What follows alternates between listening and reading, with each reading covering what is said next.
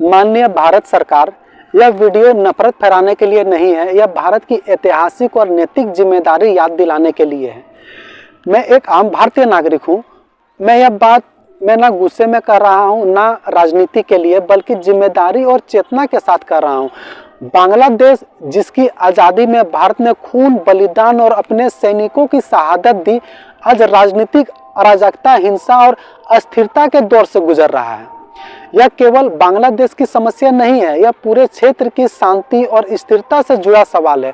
जब किसी पड़ोसी देश में लोकतंत्र कमजोर होता है, हिंसा बढ़ती है और आम लोगों की सुरक्षा खतरे में पड़ती है, तो उसका असर सीमाओं तक सीमित नहीं रहता। शरणार्थी संकट, सीमा सुरक्षा, कट्टरपंथ, इन सब का सीधा असर भारत पर पड़ता है।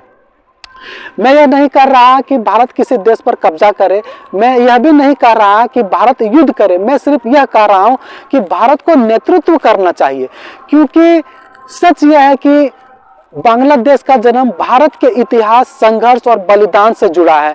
और जब कोई अपना रास्ता भटकता है तो जिम्मेदारी पड़ोसी का कर्तव्य मार्गदर्शन करना होता है।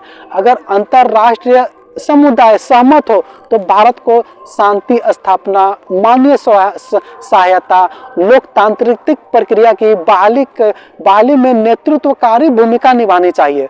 भारत ने बांग्लादेश को आज़ादी दी थी, अराजकता नहीं। यह अपील किसी सत्ता से नहीं है, यह उस भारत की अंतरात्मा से है जो वसुधैव कुटुंबकम में विश्वास करता है। क्योंकि भारत केवल एक राष्ट्र नहीं है, वह शांति, संयम और मानवता की सभ्यता है। जय हिंद।